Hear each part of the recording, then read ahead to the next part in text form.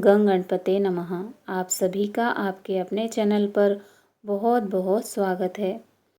आज इस वीडियो में हम देव प्रबोधिनी एकादशी का महात्म्य और पूजन विधि के बारे में जानेंगे। साथ ही इस दिन किए जाने वाले अचूक उपाय के बारे में भी जानेंगे।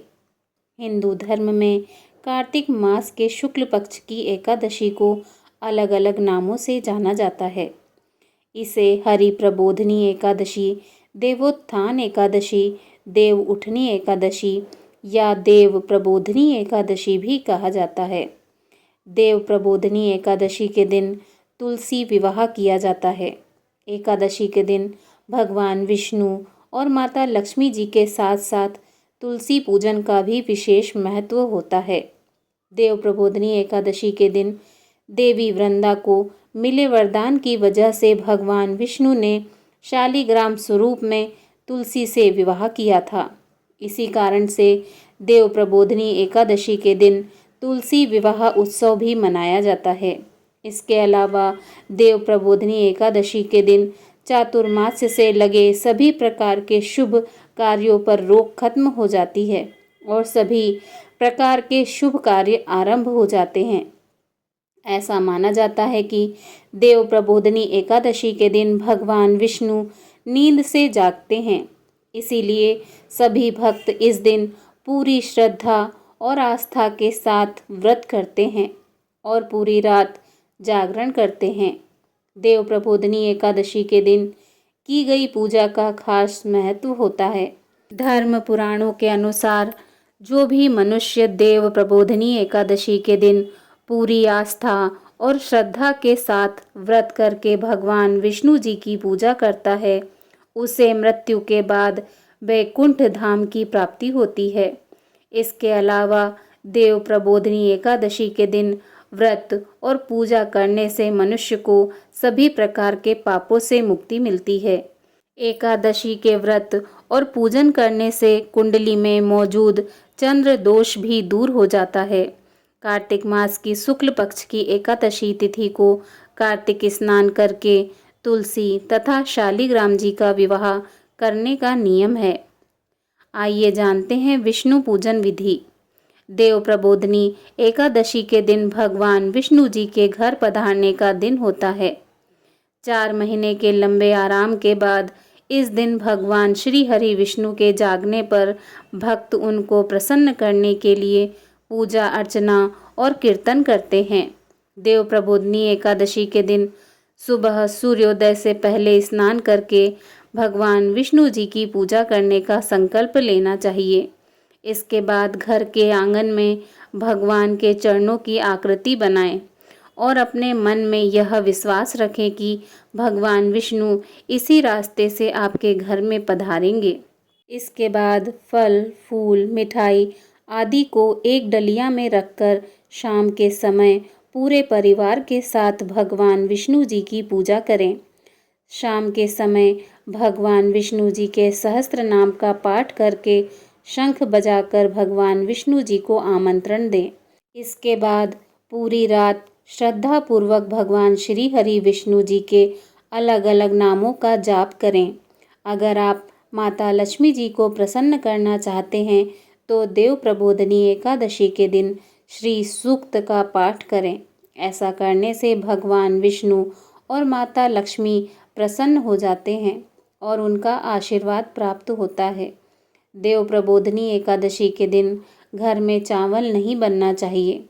इस दिन घर का वातावरण पूरी तरह से सात्विक रखना चाहिए। इस दिन घर के सभी लोगों को फलाहारी व्रत करना चाहिए। इसके अलावा इस दिन धूम्रपान या कोई भी नशा नहीं करना चाहिए।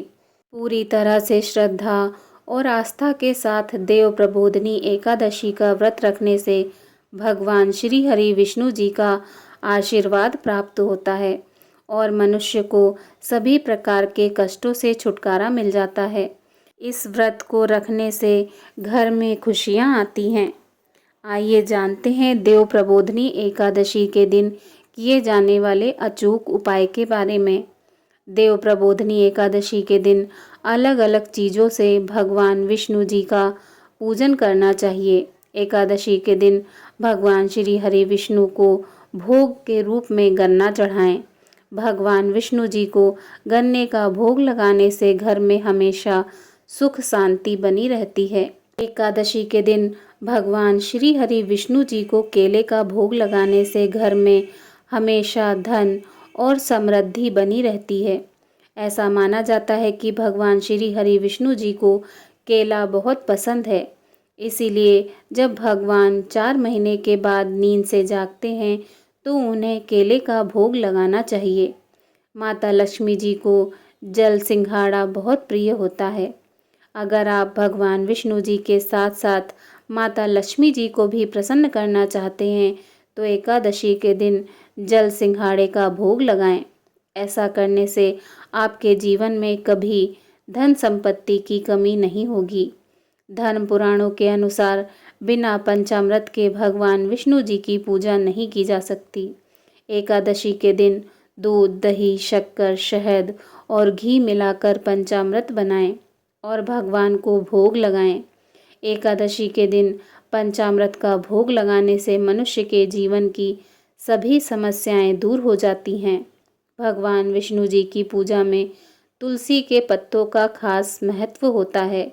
ऐसा माना जाता है कि अगर भगवान विष्णु जी के भोग में तुलसी के पत्ते ना हो तो भगवान विष्णु जी उसे ग्रहण नहीं करते। इसीलिए प्रसाद के रूप में तुलसी के पत्तों को जरूर चढ़ाएं। भगवान विष्णु जी ने तुलसी को अपने माथे पर स्थान दिया था, इसीलिए तुलसी का एक पत्ता भगवान श्री हरि विष्णु जी के सर पर जरूर रखें। देव प्रबोधनी एकादशी के दिन भगवान विष्णु को तुलसी की माला पहनाएं। एकादशी के दिन आप भगवान विष्णु जी को भोग लगाने के लिए दूध का इस्तेमाल भी कर सकते हैं। एकादशी के दिन भगवान को दूध का भोग लगाने से कुंडली से चंद्र दोष दूर हो जाता है। भगवान विष्णु जी की पूजा में अक्षत का प्रयोग नहीं करना चाहिए। इनकी पूजा में तिल का प्रयोग करना शुभ होता है। एकादशी के दिन भगवान विष्णु को तिल का भोग लगाने से मनुष्य को सभी तरह के पापों से मुक्ति मिल जाती है। इसके अलावा एकादशी के दिन तिल का दान करने का भी खास महत्व है। ऐसा माना जाता है कि एकादशी के दिन जो भी मनुष्य तिल का दान करता है उसे मृत्यु के बाद नरक की प्राप्ति नहीं होती और वह बैकुंठ धाम में निवास करता है। आइए जानते हैं देव प्रबोधनी एकादशी की व्रत विधि। देव प्रबोधनी एकादशी के दिन ब्रह्म मुहूर्त में स्नान के बाद भगवान श्री हरि विष्णु जी का ध्यान करते हुए व्रत का संकल्प लेना चाहिए।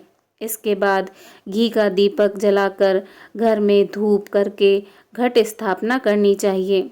इसके बाद भगवान विष्णु जी पर गंगा जल छिड़क कर रोली का टीका लगाना चाहिए।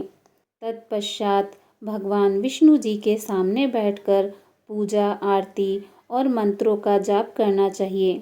इस दिन एकादशी व्रत कथा जरूर सुनना चाहिए।